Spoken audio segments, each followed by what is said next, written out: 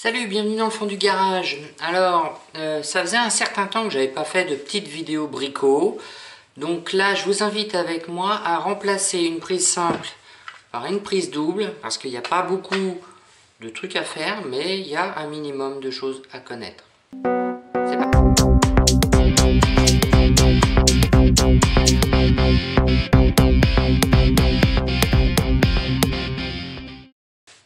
Alors, dans un premier temps, les outils à avoir. Un tournevis, un testeur de tension, multimètre. Bon, bah, celui-là, il va bien, hein. Bien sûr, la prise double avec le boîtier. Et ça peut être pratique. Une lame de scie. Une perceuse avec une cloche au bon diamètre. Et moi, je vous conseille d'acheter ce genre de choses. C'est toujours pratique. J'en ai eu besoin quand j'ai fait le garage. Et depuis, je m'en sers pas régulièrement non plus, mais je m'en sers assez facilement parce que il a l'avantage, donc, vous voyez, on fait un premier trou, on met ça dedans et on a jusqu'à 3 positions ici. Et il y a des petits niveaux à bulles dedans, ce qui permet de le mettre soit verticalement, pour par exemple tout simplement des prises, ou horizontalement, comme on va faire les prises ou les interrupteurs, si on va mettre des rangées verticaux. Voilà. La prise que je vais remplacer, c'est celle-ci. Ça, c'est une prise réseau qu'on nous a foutu partout, mais en fait, je m'en sers pas. Alors, désolé déjà pour le son, parce que j'ai pas mis mon micro-cravate pour être sûr que tout fonctionne bien. Première étape, on coupe le courant. Et on fait pas semblant, on fait pas ça à la volée. Ensuite, on allume le testeur, on prend bien le calibre alternatif et une tension toujours supérieure à celle qu'on veut mesurer. Préalablement, on vérifie le testeur dans une prise qui fonctionne, pour être sûr que lui, il voit bien la valeur. Et ensuite, on insère et on teste. Alors, faut pas hésiter à bouger parce que la connexion n'est pas toujours claire avec les petites prises. Il faut bien entendu insérer les deux en même temps parce qu'il y a la sécurité. Sinon, vous pouvez pas en mettre un et l'autre. Il faut mettre les deux et crac. Voilà. Donc moi, j'ai coupé. Si vous n'avez pas de testeur, vous pouvez utiliser une radio. Vous savez, même si ça disparaît, une radio qu'on branche sur l'alimentation ou n'importe quoi qui peut vous indiquer de manière fiable quelque chose qui démarre et qui s'allume, une lampe, de manière à être sûr qu'il n'y ait pas d'énergie. Et tester la lampe avant et après. Moi, je teste toujours le testeur avant, dans une prise qui fonctionne. Je check et je revérifie dans la même prise. Voilà, ça marche. Il fonctionne. Donc, je suis sûr que j'ai bien mesuré 0. Vous voyez? Étape d'après, démonter le cache. Alors là, sur celle-là, elles sont particulières. Ce sont des prises, des Philips, des trucs un peu bas de gamme que le constructeur a installé. Voilà, avec l'éclairage. Et en fait, c'est la partie centrale qui s'enlève. Et non pas comme les autres, la biège extérieure. Et c'est toujours très merdique. Ah, quand je vous disais que c'est merdique. Hein, parce qu'il y a un petit emplacement pour pousser là d'un côté, mais il n'y en a pas en haut. Alors. Voilà, tout l'ensemble en fait vient facilement après. On dévisse les vis du support, hein, tout simplement.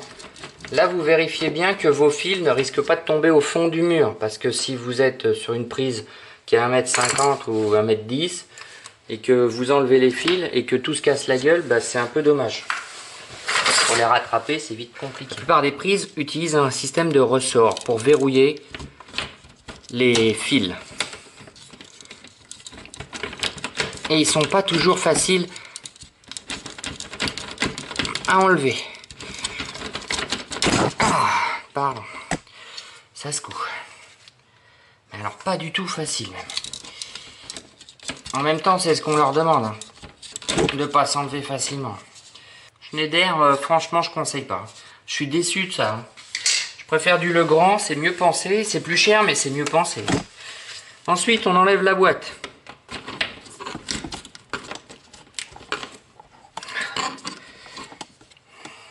que là je peux pas. Voilà. Ah mais c'est pareil. Ah. Je vous jure. Donc là, on a bien le câble. Première inspection que l'on réalise, parce que ça peut paraître bête, on vérifie que d'un côté ou de l'autre, il n'y ait pas de... on va faire ça plutôt. De rails. On a de la place. On positionne le système dans le trou. On le met dans le trou, mais là, normalement, ça y va bien. On aligne, on utilise le petit niveau. Alors, il n'est pas super optimum, hein, mais c'est suffisant pour mettre de niveau. On prend, on choisit, on se trompe pas, on perce pas là. Parce que si on perce à l'autre bout, ici, c'est pour un 3. Hein, 1, 2 et 3. Donc on perce sur le deuxième. On fait d'abord un petit avant-trou, on enlève l'ensemble et on se méfie parce que souvent derrière il y a d'autres gaines qui passent.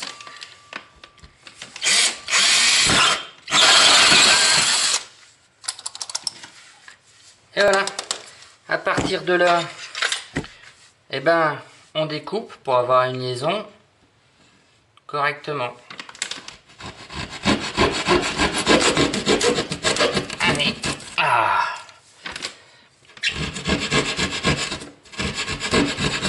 Après, on prend l'ensemble, ça, et on prépare en fonction de l'endroit où arrivent les fils. Voilà. Il y a des découpes. Il y a juste à faire sauter les parties qui nous intéressent et c'est bon. Alors pour ceux qui ont des maisons BBC, donc étanches à l'air, il existe la même chose, étanche, avec des joints sur le pourtour, ce qui n'est pas le cas là, hein, et des systèmes de membrane qu'on perce avec les fils. On ne fait pas rentrer la gaine en fait, on fait que passer que les fils et ça permet de garder l'étanchéité BBC. Bon là je rencontre un problème, je suis obligé d'ajuster parce que la boîte qui est vendue par Legrand, elle est un peu plus grande que celle que j'ai d'origine au niveau diamètre. Ce qui fait que bah là, du coup, bah, ça me pose problème, n'est-ce pas? Au niveau ajustement, mais c'est pas infaisable, hein, c'est du plâtre, ça se gratte bien.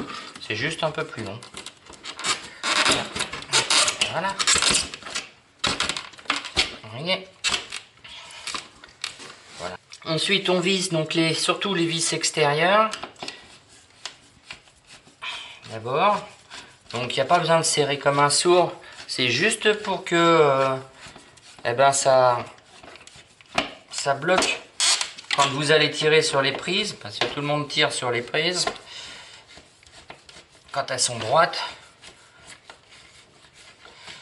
Forcément, l'effort de traction. Faut pas que ça vous dessocle la boîte. Donc ça c'est important, mais il n'y a pas besoin de les serrer fort. Donc il y en a 4 en général sur les grandes boîtes. Parce que s'il y en avait que 2 sur les extrémités, au bout d'un moment la partie du centre bougerait. Là elle est bien rigide celle-là. Hein. Le grand, c'est toujours des produits qui sont assez classe. Hein.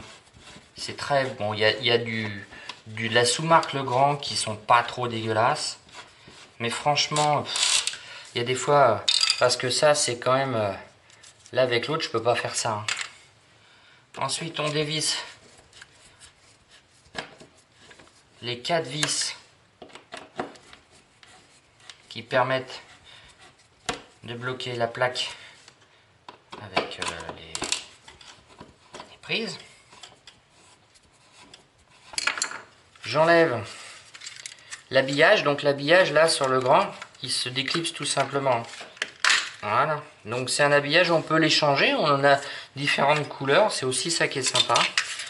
Les supports de prise, donc il est plastique et métallique, on voit il y a des supports métalliques là. Alors d'où l'idée de bien les mettre à l'horizontale, parce que sur les nouveaux systèmes Legrand, on peut plus trop bien régler, il n'y a plus de réglages spécifiques verticaux. On a les prises qui sont inclinées, fait que quand vous allez plugger votre aspirateur, il est légèrement incliné avec la prise de terre. Et pensez bien à le mettre dans le bon sens. Derrière, on retrouve les systèmes comment dire, à ressort. Donc on a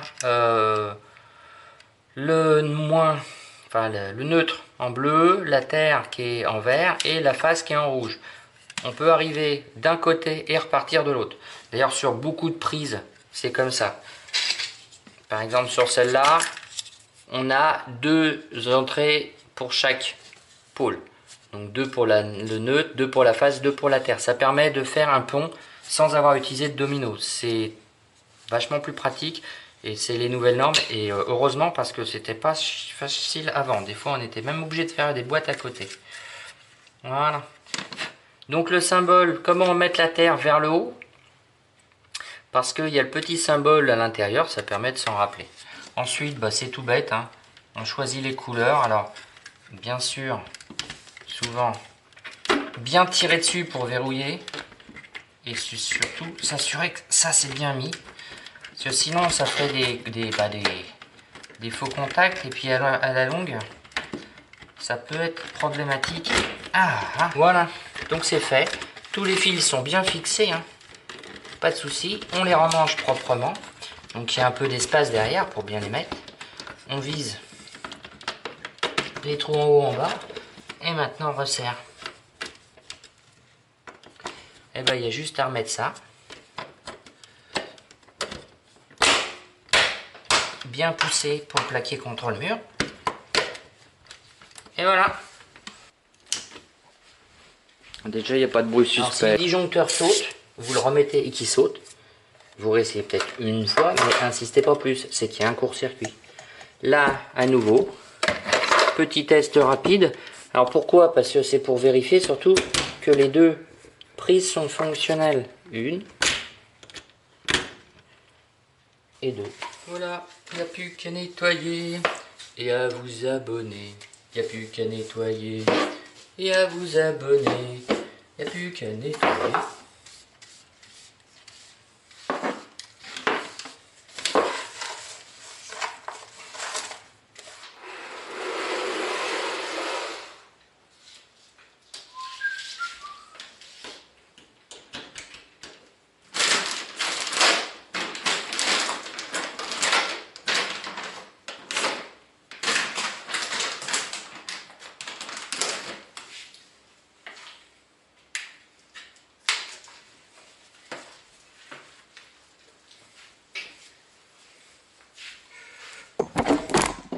C'était fini.